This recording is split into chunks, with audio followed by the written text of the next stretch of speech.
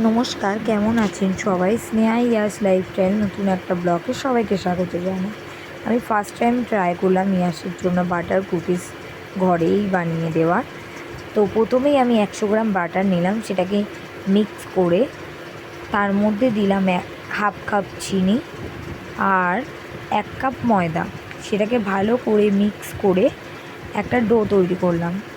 তো ডোটা তৈরি করে নেওয়ার পর হাতের মধ্যে অল্প বাটার নিয়ে দুটো হাতে করে তার মধ্যে আমি একটা লেচি নিয়ে শেপ দেওয়ার চেষ্টা করলাম। তো আমি রাউন্ড শেপ দিয়েছি, এখানে আপনারা যে যেরকম পারে শেপ দিতে পারেন। তো আমি রাউন্ড শেপটা পছন্দ করে চামচ দিয়ে ডিজাইন করে দিলাম।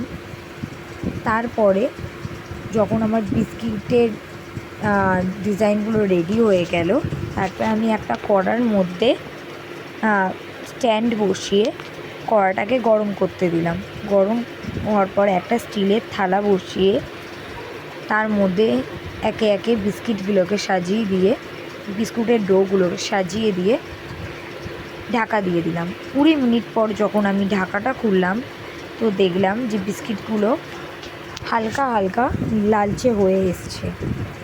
তো তখনও বিস্কিটগুলো রেডি হয়নি, তার জন্য তার 40 মিনিট পর যখন আমি দেখলাম তো বিস্কিটগুলো রেডি। তো বিস্কিটগুলো তুলে নেওয়ার পর বিস্কিটগুলো এত মচমচে ছিল, ভীষণ টেস্টি ছিল, বাটারের স্মেলও বেরোচ্ছিলো।